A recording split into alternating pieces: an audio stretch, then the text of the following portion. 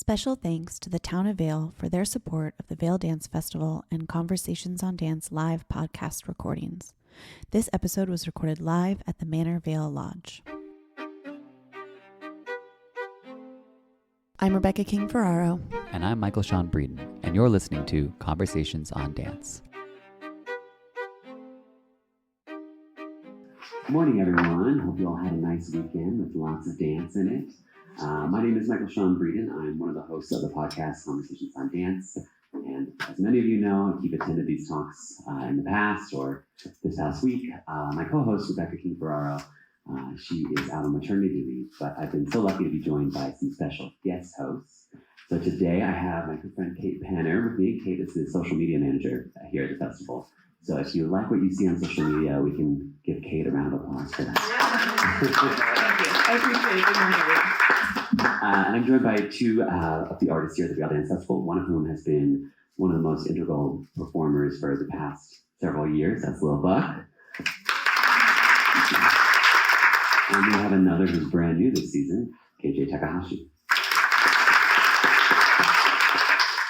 So, KJ, you have a pretty interesting background in dance that is a bit unusual for a ballet dancer. You know, normally it's like, well, you know, I got in when I was 9 or 10, but you have very diverse background in your dance interests. So I want to hear a little bit about what sparked a love of dance to begin with, and how you continued on from there.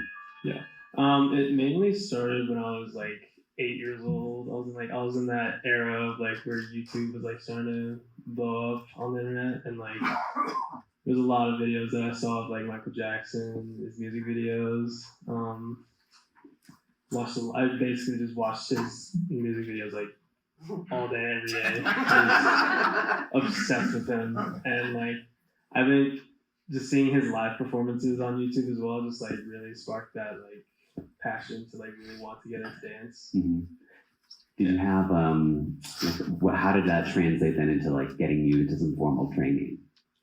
Well, yeah, my older sister actually was already in a dance studio back in Texas before me, and I think, I'm not sure if I know the story correctly, but I think my mom sort of just threw me into the hip hop classes there because I just had way too much energy as a kid, and so they just kind of threw me in the hip hop classes, and then I don't know, it's like I loved every single second of those hip hop classes, and like I always wanted to go back.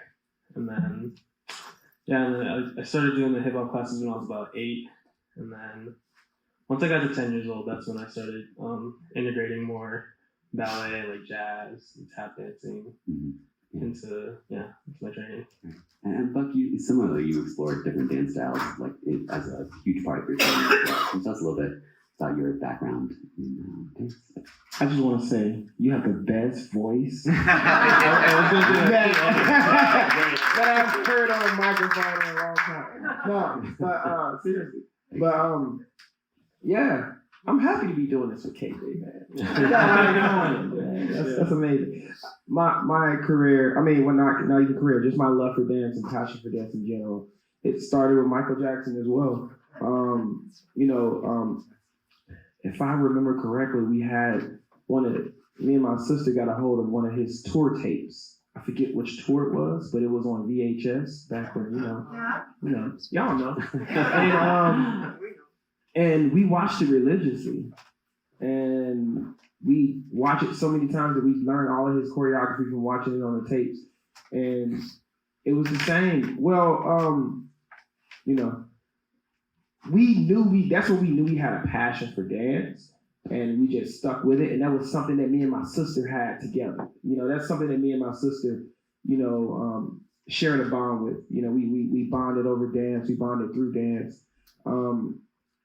And that's what kept us happy growing up, all of our lives. And it went from that to we moved around a lot. I was born in Chicago, so I was in Chicago until I was 8 years old. And this is when we, started watching a lot of those tapes. And then once I moved to Memphis, Tennessee at that young age, we struggled a lot, just growing up. Me and my family, my mom had like 2 different jobs to try to, keep us, just a roof over our heads. So like that dance was the one thing keeping us happy. So that was that thing that I just gravitated towards, and I just kept it going, My sister had a passion for dance, but she also had a passion for shoes. So she eventually got a job at Foot Locker, and I kept the dance, I kept it going for both of us. And it eventually, in Memphis, I eventually stumbled upon this dance style called Memphis Jukin, pronounced Juk. And that's where my mind was blown away by, just the access to high level dance, because I just did it just as a hobby. And then, and I always thought the level of Michael Jackson's movement was unattainable. I just thought you just had to be that special type of person. No matter how many times we learned the routines, you can never do anything like him. So, but it wasn't until I moved to Memphis and I saw these guys my age that were gliding around like it was just making it look so easy, and it just blew my mind, and that's when it really stuck with me for the rest of my life. You've spoken in the past when you've been on the podcast before about how you would just spend hours and hours with your friends just like trying to hone these skills. Like it's so much more specific, and I think because when we watch you, it feels so free and improvisational that there's like it divorces you from how disciplined it is. Right. Yeah. Exactly. That's so true.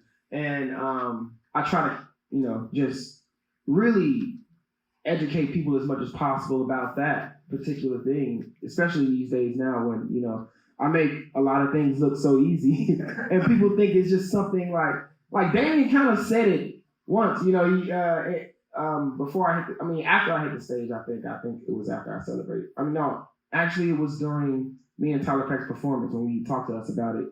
And up close, he was just saying it's something that Lil Buck's born with. And I was born with that energy, but I wasn't born with these skills. I had to learn, I had a lot of training that I had to do to be able to move and make it look as easy and free as it does. Memphis Jukin is such a technical dance style.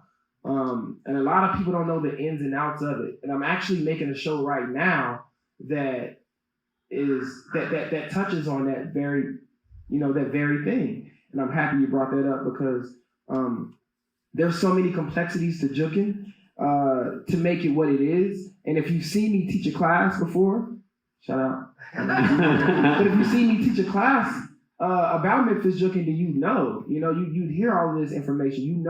How much focus and technique it takes just to get the bounce right. And then you got to go to that next step of learning the fundamentals. And after you get the fundamentals down, it's just so much. There's so many moving parts, and we didn't have mirrors or anything like that. So it had to be feeling, and that's what makes it look like, as free as it does. Because, we didn't have the element or we didn't have the money to afford studios to be dancing in front of mirrors, and we can actually, really sharpen these tools in a way of in a particular way. So we had to do it in our own way of just training every day and dancing every day and all day. Like you said, it was hours and hours and hours under my carport trying to get these, trying to get these moves down and try to get these basics down and sharpen it and make it look as easy as I do now. Are the people that you're working with then, are you all offering criticism to one another, or are you just like your own coach kind of? Well, it's both. Mm-hmm. How it starts with me and my peers. It started with me and my peers, and my friends. Just, and back in my generation, we had hard. I didn't have classes like that. Like how I'm teaching classes now, there were no classes. I just had to go out there and meet up with some of these guys, and we would just dance. And we had to find those techniques. You know what I mean? It was like we knew about these things, but we had to just look for them and really have a keen eye for movement and develop that eye for movement to be able to catch on and be like, okay, I see how he's doing this. I see how I kind of get it. And so it was a lot of that going on, but at the same time, we give each other feedback. We tell each other, your buck jumps, your knees too your knee's supposed to be coming up and not your foot coming down. Or, we would correct each other. And, but also, we enjoyed it. It was the freedom at the same time of us just dancing and correcting each other and dancing and complimenting each other and dancing. So that's what made it easy for us to spend countless hours a day, just training and developing these skills, because it was, right. We had the best of both. Right, sure.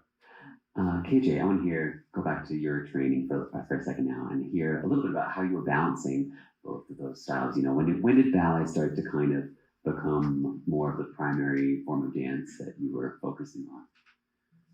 Yeah, I think ballet became more of the main focus in my life when I got to SAB.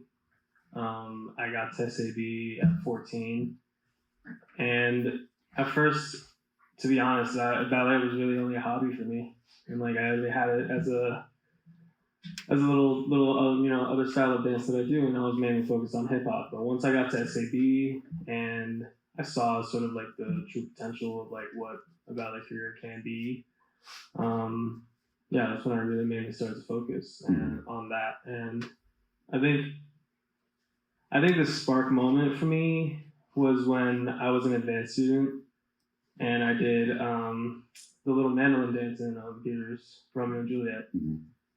And I finished the dance and I watched the rest of Act 2 just backstage. And I think I clearly remember Roman was Mercutio, I think. And and Chris Grant was Benvolio.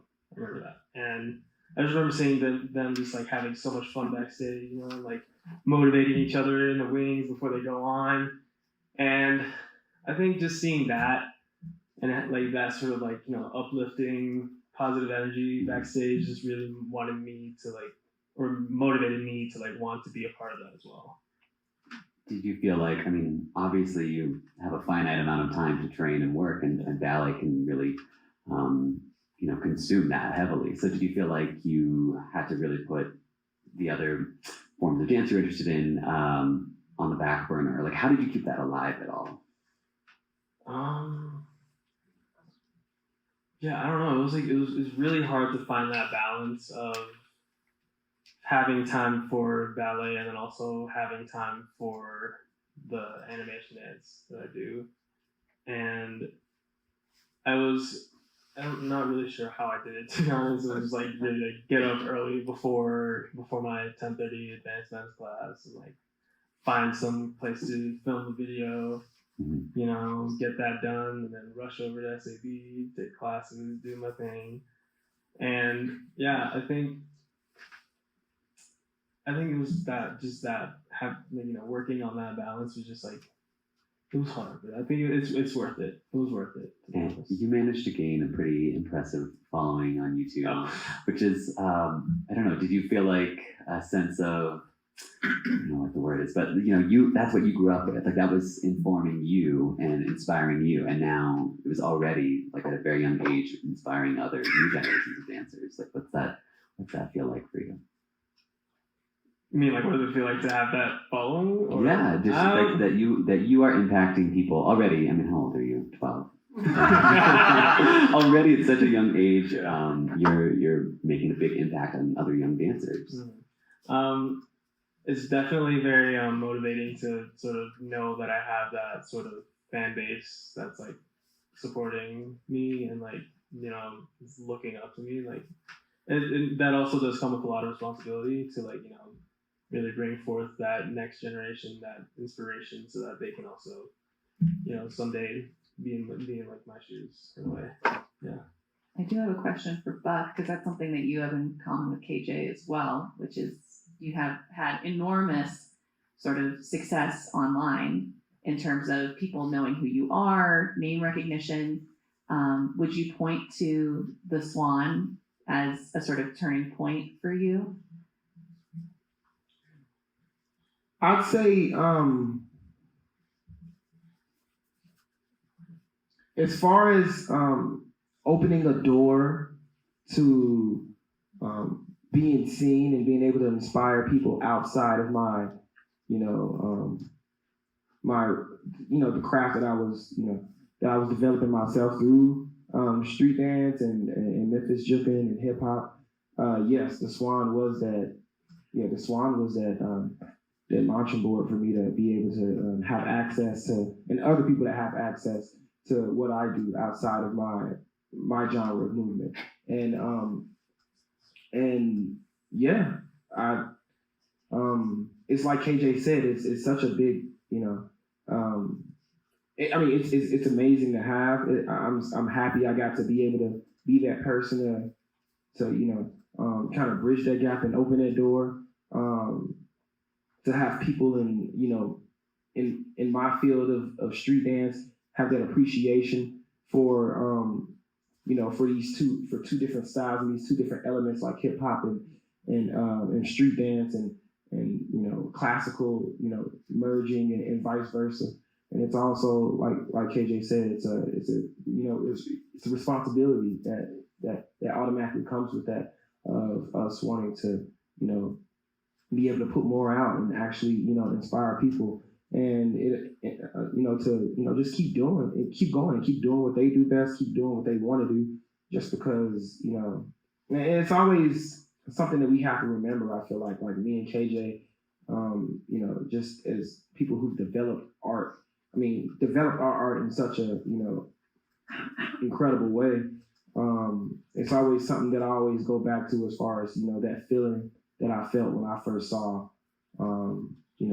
Jeremy Bobo Greer, which nobody knows in here with me, but that feeling when I first saw him for the first time in the Crystal Palace skating ring, gliding across the carpet like it was water. That feeling that that I saw him in person, just gliding, just stuck with me forever, and it's still in here, and it's still vivid. When you see me on stage, I want you to feel like how I felt.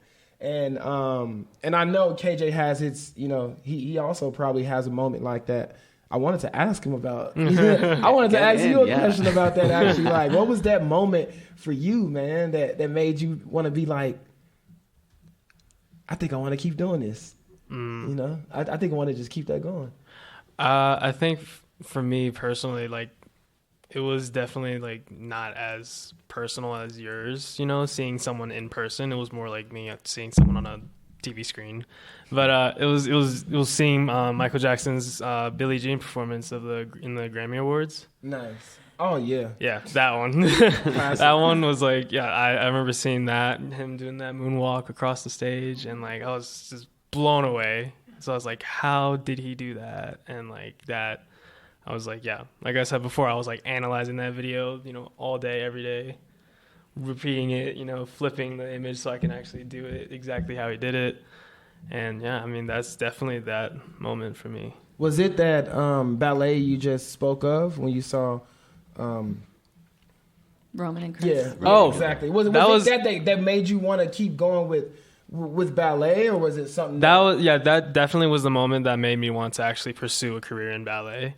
But for dance in general, it was MJ, that Michael Jackson. Yeah, it was that Michael Jackson video. Yeah.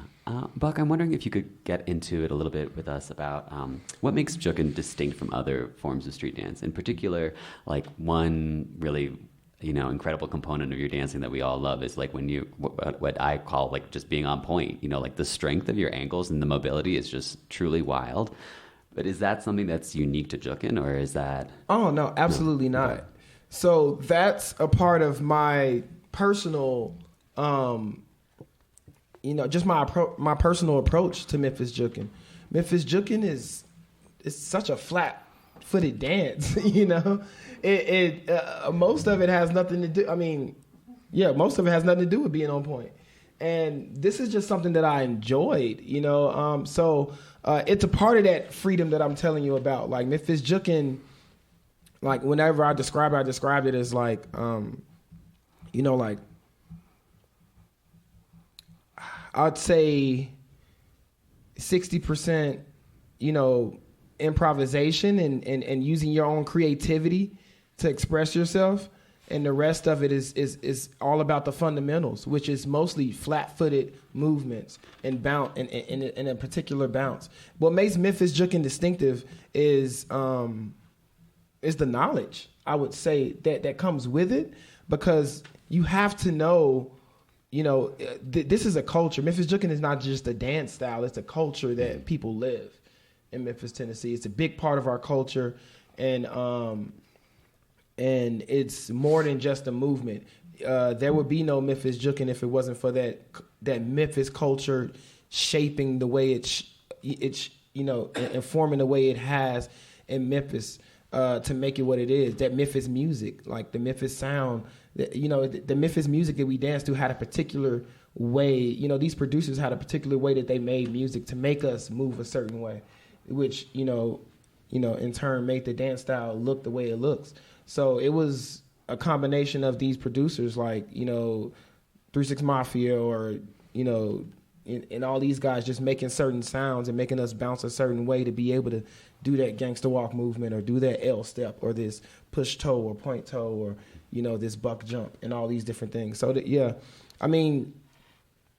to answer your question, that was a part of something that made it distinctive for me, because when you're on a journey learning Memphis Jookin, you wanted to find out how can I, express myself in a very unique way. How can I make myself, look different from this other jooker? And that was something I had to learn fast because I was pretty late to the party. Like people was doing this back in the 80s, and so I was like, how can I make myself, and I enjoyed I enjoyed watching dancers when they did go on their toes. They'd go up there for a certain amount of time. They'd go up there for probably like 2-3 seconds, then come back down with a glide and start back stepping again. And I was like, I wonder how it, what if he just held that for like, what if he just held it up there for about a minute? How crazy would that be? And then, my introduction to ballet when I was around 16 years old, I would watch ballet dancers up there and just hanging out up there, and I'd just be like, I gotta learn how to do this. And I never had point shoes, so I just wanted to learn how to do them in the shoes I was wearing, and that's what kind of helped fuel that passion of me wanting to work with what I got, and learn and develop those skills of being on my toes. But I was also naturally flexible. So I wanted to use what I had, naturally in my body to help bring out the best in my dance style and develop, that uniqueness. So I developed that uniqueness through my natural flexibility and wanted to be on my toes as long as the ballet dancers I would watch. I can't stress enough, like in ballet, we're told, especially as you're training to go on point, that the body only moves in certain ways and you shouldn't be moving in other ways. And I remember the first year that Buck came to the festival and you were not there while we all tried to juke in the parking lot later. But we were like, how is his heel going forward like that? It just doesn't make any sense. Yeah, I think, not to get too into the weeds, but as dancers, you always are like fighting this thing between like flexibility and strength. Like they don't normally go together, but then that's what's so fun to watch you is in these like wildly flexible positions, like have that complete strength and control over what you're doing. It's such a cool thing for us to watch. It's a cool thing to experience and to have. Sometimes I surprise myself. No, but it's all strength and conditioning. I had to naturally learn how to, but I learned a lot in ballet. Like my artistic director, Katie Smythe, she just understood it. Being from Memphis, she just got it. She was like, she knew exactly what I was working, exactly what was putting strain and weight on certain, parts of my bodies and the inside of my knees and all these different parts where I was using my flexibility naturally. And she would just be like, oh, Lil Buck, I love it when you do that, but you really have to start strengthening your knees and doing this because, and I learned a lot from that, and I started to try to, she never told, she didn't know how to get me to strengthen my knees in certain ways to keep that longevity for what I was doing with what I was doing because she wasn't even used to seeing anybody do that. But she just told me that it's something I had to start thinking about. So I started to develop my own techniques of how to strengthen, my knees and my ligaments and my ankles and all of it. Can I ask what sort of, for both of you, as you're training, what does that look like in a general sort of like practice session before you're here? And, especially when you're in a collaborative piece, you can go from like walking into one of our rehearsal studios to really doing a lot of dancing like pretty quickly. So on a regular day where you're not doing a whole amount of creation, what does conditioning look like for you?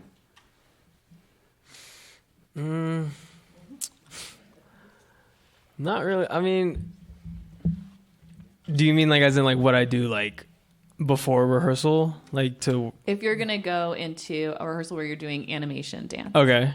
Is there a warming up process? Is there something you do to maintain yourself? Any drills or anything that you do like that? For me, it's not really like a crazy warm up kind of thing, you know. It's sort of like a few hops around here and there, get the muscles, get the blood flowing. But yeah, I mean, if it's like for like an actual like ballet like rehearsal, like I will do like a pretty decent bar, like stretch in here and there. But yeah, I don't know. What do you do? For me, well, I wouldn't say I developed, but in Memphis Jukin, we have a bit of a warm-up routine, and I teach that in my class as well. Like I start off all my classes like that, but we just bounce. We turn on the music and we start doing these bounces, and there's different types of bounce. There's the half bounce, the quarter bounce, the octo bounce, the double octo bounce. I told you I was technical. But there's these different bounces that can warm your body up pretty fast. So I start off with those and do those drills for about maybe like 15 minutes, and then I go on to the buck jump drills, and I'm doing like a whole 3 minutes of a particular buck jump. Then I do another 3 minutes of another particular buck jump. Then I do another 3 minutes. So I'm just drilling these different. So I just drill the basics. The basics are really a phenomenal way to warm up in Memphis Jukin, and to really get the blood flowing and get the body going. So I just drill the basics, the buck jumps, because they get the body, the body pretty warm in those bounces before I go out there and start doing all these crazy different moves with my ankles and body. Could you describe to us what a buck jump is? Yes. So, I know y'all want to see me get up. Yeah. A buck jump, I would ask you to help me out. No, she took my class. She was awesome. The buck jump is really, it's a bounce. So like I was telling y'all, I'm not gonna take too long. There's a half bounce, which is on the 1 and the 5. There's the quarter bounce, which is on a 1, 3, 5, 7. If you're counting the 8, that is. There's the octo bounce, which is on the 1, 2, 3, 4, 5, 6, 7, 8, and there's the double octo bounce, which is on each count and also the in between counts. So 1 and 2 and 3 and 4 and 5 and 6 and 7 and 8. So the half bounce is the 1, 2, 3, 4, 5, 6, 7, 8, 2, 3, 4, 5, 6, 7, 8. And then you have the quarter. That's the half bounce. The quarter bounce is there. 1, 2, 3, 4, 5, 6, 7, 8. 1, 2, 3, 4, 5, 6, 7, 8. And then the octo bounce is that 1, 2, 3, 4, 5, 6, 7, 8. 1, 2, 3, 4, 5, 6, 7, 8. And then the double octo is that 1 and 2 and 3 and 4 and 5 and 6 and 7 and 8. And so as you can see, that'll get your body pretty warm pretty fast. And you're just bouncing. That's just the very basics of it. And then the buck jumps. In buck jumps, you use the octo bounce. So you use that 1, 2, 3, 4, 5, 6, 7, 8 bounce. So the buck jump is pretty much you're using that bounce, but also lifting each knee twice. So if I'm just doing the octo bounce, 1, 2, 3, 4, 5, 6, 7, 8, and start to lift my knees.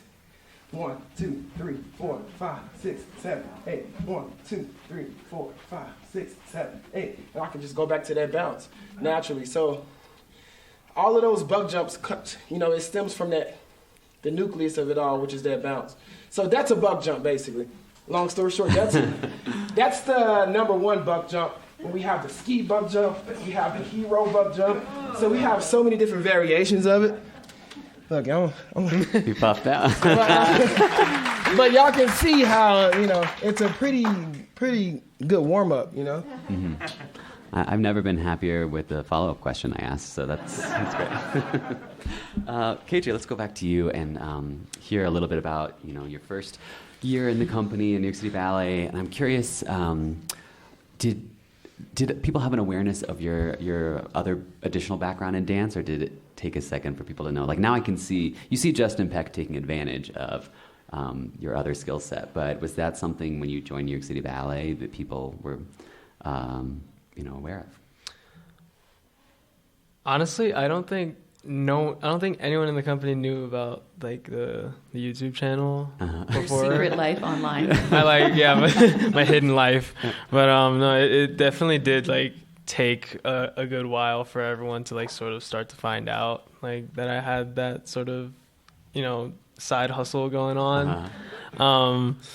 Yeah, I mean, it was nice for everyone to know, to be honest. Right. Like, I mean, because now you see, it's like, I'm sure it opens up a different world of repertoire to you. I mean, it certainly opened a new door for me, like in terms of like rep and like what I can do on stage. Right. We all saw your work in Partita, which was on New York City Ballet Moves evening here in at the Vail Dance Festival, and that was just such a cool thing to see you use this entirely different like arsenal of dance skill. Mm-hmm. It definitely was.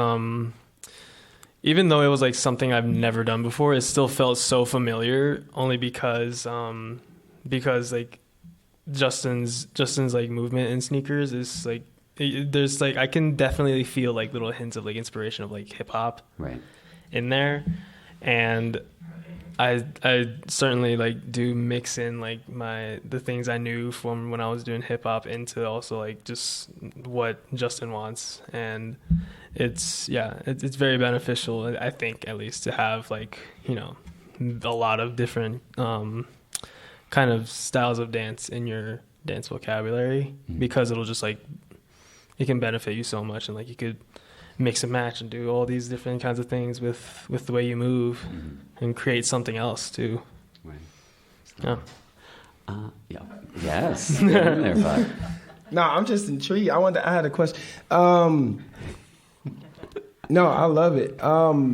So because you do have that experience and animation in that particular, in your own particular dance style, outside of ballet, is that something that, I mean, it's no right or wrong question. I'm just asking because I was just curious, but is that something that you, do you ever think about that? Like that approach to what you do in New York City Ballet? Like, do you think that there'll someday be some type of, synergy happening with, with what's being choreographed and using your own style and actually doing ballet and having it, that emergence happen on stage at the ballet? I'm hopeful that that'll happen at some point. There have been like works by the company that's are like almost bridging that gap in a way. Like, I mean, Kyle Abraham's The Runaway is like, it's something that like, New York City Ballet has never done before. New ballets with an audio track, which is like rare. And like it's using Kanye music, which is like crazy. But it's I think it's one step closer to like what I would want to see. That's cool, New York man. City Ballet produce. No, I love it because it's people like you who are helping, shift that mindset there. Y'all are there on a daily basis, and just bringing that energy there, I think is an amazing thing, because it's like you said, like, something new always happens from that relationship, from those two things coming together, and it'll be awesome to see that, on the stage, and become an original piece, not just something that's just like a one-off performance or something like that. So I was just always curious about that.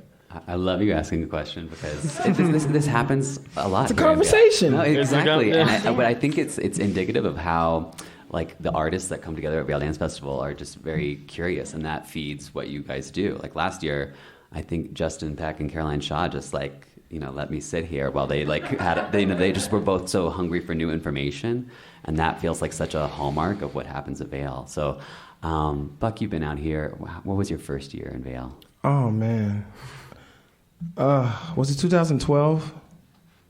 So you've been out for a minute then. Have I been here before? No, I think it was 2012, maybe.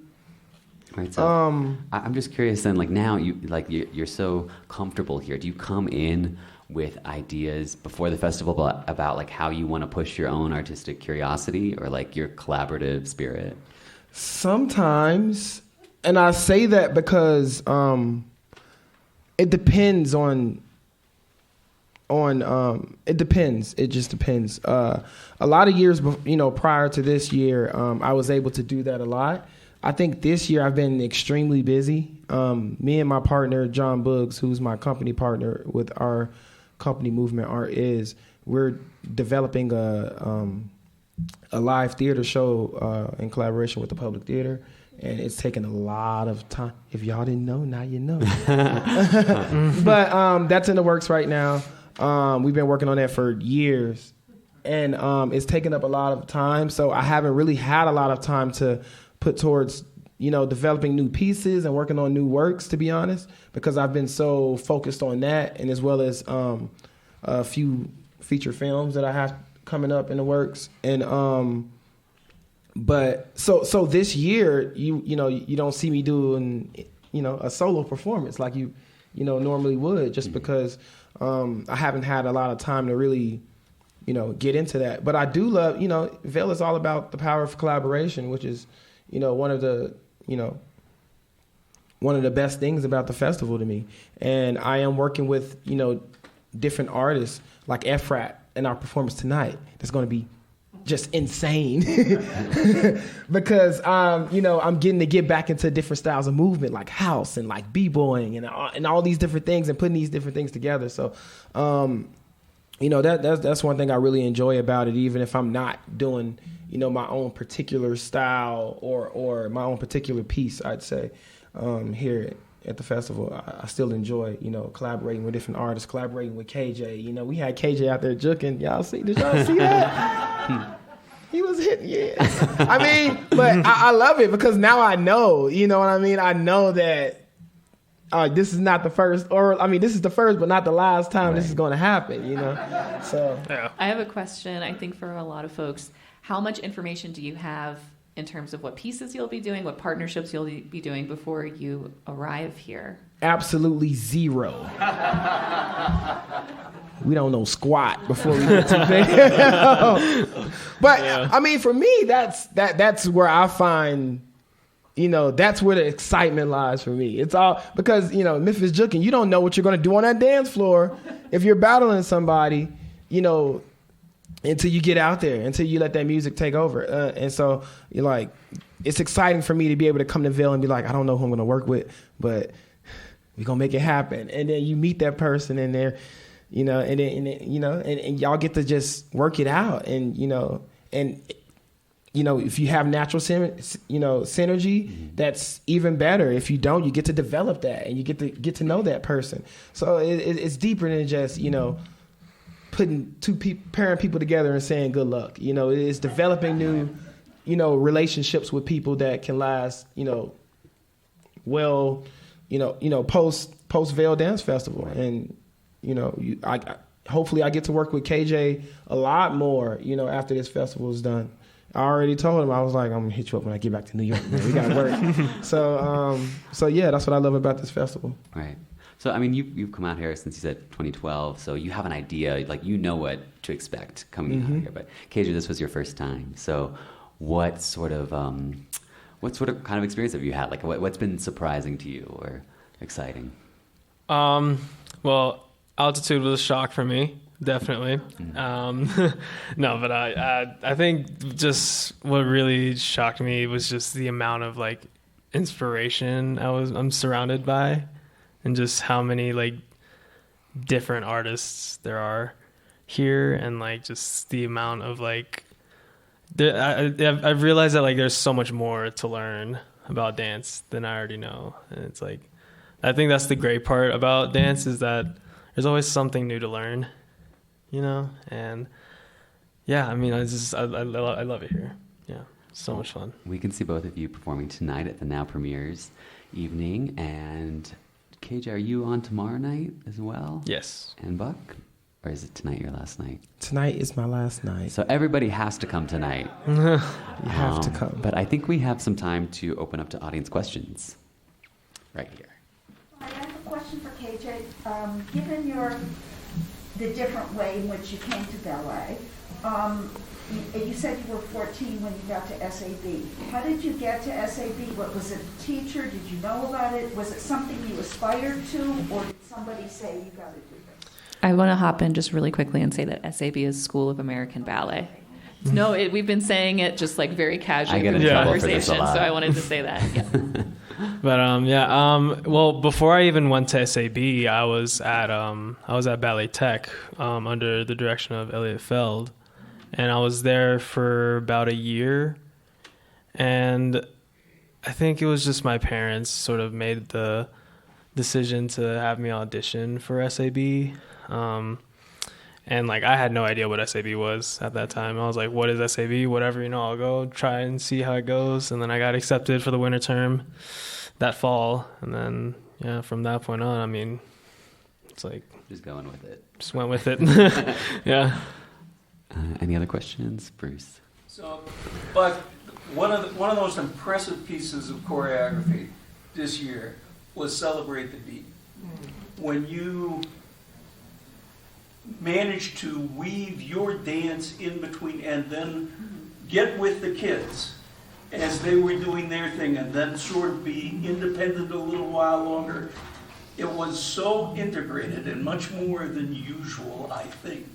How did you piece that together? When did you first get with the kids?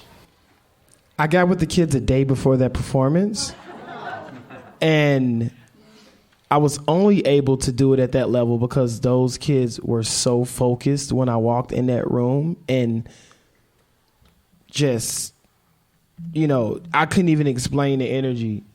Like, I almost forgot how amazing the Celebrate the Beat kids, actually are. Like, and Tracy's incredible at just bringing the best out of them. But I walked in that room and I just saw the eyes, and they were just, ready to take on the world. And they gave me all the energy I needed to be able to be like, you know what?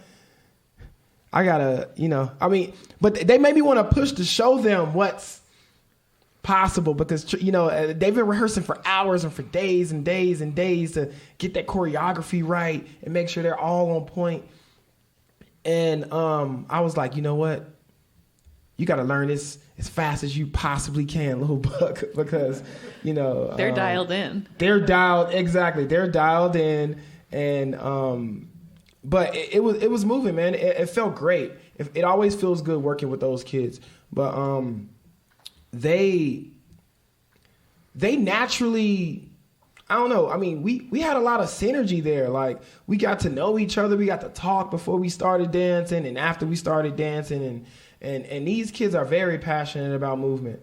And, but yeah, it was just fast. It happened really fast, man. Tracy just told me, okay, when you come in here, I want you, if you can learn this section, learn this section. She had already had it meticulously planned out, what sections I'd be coming in and out of. And, we just made it happen. And, those kids, like I said, they were so on it that I had to be on it, and I had to learn it fast, or I'd feel like, Lil Buck, who are you right now? Like, you gotta get it together. Because these kids, I mean, they had it together. Like, they had it down. Like, they were looking at me, keeping me on count, like 5, 6, 7, 6, 2, 3, 4. Like, they were counting for me. It was a certain moment where Tracy had them doing the counts for me, so they knew they knew their own counts and my counts, and I was just like, okay, this is, but I loved it. It was pure joy, and I love dancing with those kids. But that's when everything just happened. It all just happened so smooth. And I was able to learn it that fast because, they were so professional and because they were so, on it. So that's how it happened. Great. I'm glad you enjoyed that piece because I thoroughly enjoyed it. Let's hear. Touching on that point, it was so inspiring. My generation, the first time we saw ballet was usually the Nutcracker. And it's like, oh, yes, I'm all in. you two are their nutcracker. You know, what they see on the video, what they see you perform, and just being in that workshop with them, it's like you've inspired a whole other generation of dancers. I just want to say thank you. Thank you. I appreciate that. Thank you. But I live for that. You know, that's, you know, it's a big passion of mine. I think that's also one reason why I love doing this, is just like to really uplift and inspire the new generation to also be that example that, like, you know, for other kids that, like, you know, that look like me, that can be like, I can do it too. If he can, then I can too. So 100%. Yeah. Right here. When you were talking about juking, you mentioned battling, and you know, that's something that the aspect of competition that's so central to juking. And I wonder if you could ever see a role for that kind of competition being brought to in a particular type of choreography in the dance festival. Is there any way that those two approaches can come together? I think they subconsciously have before. There have been pieces where we've done a little something like that. I think you're going to get a little bit of that in this new piece. Okay.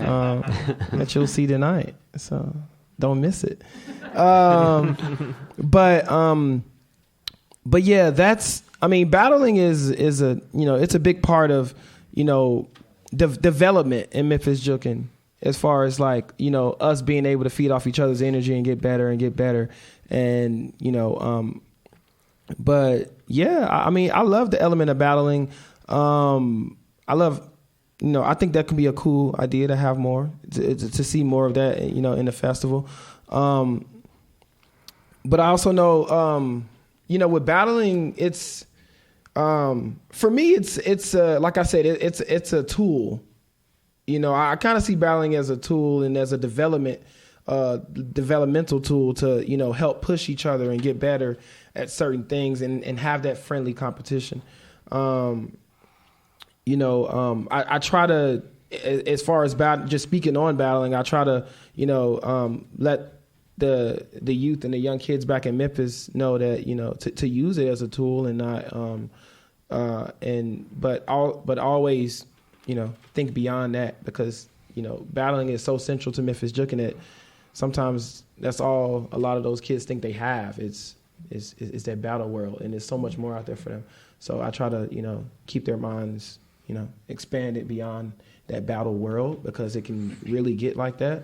But yeah, I think it'll be fun to have, you know, those different elements in there. Right here. Yeah. Can I take an earlier question for KJ back a step? You were asked how you got to SAD, and you mentioned Ballet Tech. Yeah. You grew up in Texas, you said. I've always thought of Ballet Tech as being a very New York thing for New York kids. Is that wrong with me, or how did you hear about that and how did you get into that? Honestly, it was all my parents. Like, I was just like, I don't know, we moved to New York, and it was either I go to, like, the regular public school, you know, live the regular New York kid life, or still have dance in my life still. And I think it was also like, it was like mutually agreed between me and my parents that, like, we both, like, I still wanted dance in my life. So then, like, my parents just sort of went on that hunt, like, super last second before the school year started, and, like, they found Ballet Tech, and then somehow managed to enroll me, like, super last second. And yeah, that's. And was that a good experience for you? It certainly was. Yeah. It was a great stepping stone into sort of dance in New York as a student. And yeah, I mean, I learned a lot from there, and then of course, I mean, I learned so much after moving to SAB, and, like, there's just, yeah, a lot. I actually taught at Ballet Tech for 3 years. I probably just missed you. Probably. It's a great school. Yeah. Right here. Do you treat your shoes so you're not slipping on stage because of the moves you make?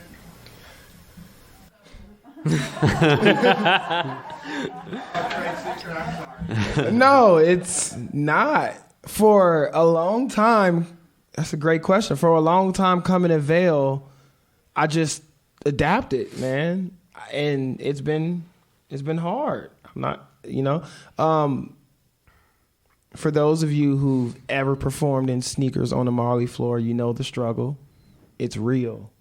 And I just adapted. I just, I saw it as something that, because and with Memphis Jukin, we started off dancing in the streets, like on concrete, and we had to find a way to do the movements on concrete and make it look and feel smooth and look easy, but also have it to where you couldn't even hear us rubbing our feet against the concrete. So the dance actually looked good, and you wasn't focused on all the time. Like, we had to keep all of those different things in mind, which made us look so fluid, when we dance. And I had to do this, and I just took that same approach with dancing here in the festival or dancing on Marley floors in general. Like, how can I actually, adapt my personal style of movement to be able to, make it a little easier for me to move across this floor, but also still look fluid as I do.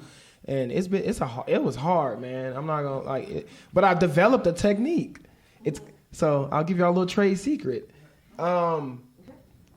That never leaves this room. No, but no, I'm either grazing or I'm hovering. So with wearing rubber, just shoes like Air Force Ones or those sneakers that I wear, and I wear those shoes for a reason. The reason why I wear those shoes is because they have a supportive last. They also have comfort on the inside. So that supportive last or sole helps me, have more sustainability and support being on my toes if I want to get up there. But it's also very comfortable to wear for, a long amount of time. So that's why I wear those shoes, to be able to do what I do. But I'm either grazing the kind of like outer sole of my shoe, or I'm hovering my foot just above the Marley where it doesn't have much friction. And that really helps out a lot. It helps take a lot of the strain off of, my knees, because that can really be a problem with dancing on Marley floors and sneakers. Like, doing certain movements can really, jolt your knees or, put a lot of strain on them. So, but, talking to Justin Peck, shout out to Justin Peck, but Justin, dancing with sneakers, he, I don't know if I want, has he given away these, It's a pretty, I think you it's can say. like everybody knows, right? Yeah. So yeah, okay. So yeah, they have a certain material at the bottom of their shoe. It's either like a suede or a certain type it's suede. of. Yeah, it's like a certain material to help make it easier. But so I've tried that, but I've learned when doing that, for my particular dance style, I've tried it with suede across the whole bottom of the shoe, but I've learned that that's a no-no for me as well, because as beautiful as it feels to have that, to have that freedom to be able to slide, even better. Like, I thought it was a game changer when I did it at first, but then it's certain movements in juking where I have to grip. I have to feel that grip at the bottom of my shoe, through the shoe, with my feet. And I can't feel that if my shoe's gliding across the floor and I'm using these certain muscles at the same time. So my foot would cramp. My foot would cramp very easily. Like so I had to put suede in certain places on my shoes if I will do that. So, I just learned that now. So, but I only suede half of the shoe. I don't do the whole shoe. Can I ask how long a pair of shoes lasts you? It depends on the in the mountains. In the mountains? Here at the festival, usually, what do you anticipate? What do you pack, maybe, is the question. I order shoes to meet me here in Vail. I always order a new pair of shoes because, just so they can last. My Air Force Ones that I did order that met me here this year are, they're almost done, man. They're almost done. So they don't, the lifespan of those shoes can be, from 2 weeks to 2 days, depending on the performance. So, but yeah, luckily I've been able to, last as long as I have here. Well, one more question. I think, did you So Michael knows I love these conversations. I've been filming that every year for the last 8 years. And I really enjoyed the interaction between the dancers as well. And I learned in 1 to 2 minute stretch, Buck, where you did that little demonstration, more about what your dancing has been like, and I'll appreciate it so much more. So one of my comments to Michael going forward is a little bit more of the weeds would be nice. With some, we're having conversations about dance. Can we see a little bit more dance? But my question to you guys, both of you really, is how much conversations do you guys have about dance? Because you're with new people that you've never seen before, or you just sit around and tell jokes. It's a bit of both. It depends on how much time we have with each other. We're learning so many different routines from different people. So, I've been able to talk to KJ a bit about Memphis Jukin and showing him a little bit, and we haven't gotten to talk like as much as I wanted to, but yeah, we're literally talking about collaborating right after this. Like we were like, I don't have time until this time. Let's do something. So. But yeah, I would definitely love to have more of that, more time to do that. But he's working on different pieces. I'm working on different pieces. We have to, have these different time slots of different rehearsals. So it can get a bit tricky, but I'm always going to be reaching out, that connection. I'm always going to be trying to make that connection happen. Well, I think that's all we have time for today, everyone. But thank you so much for coming out. Thank you, Kate, and KJ, and Buck.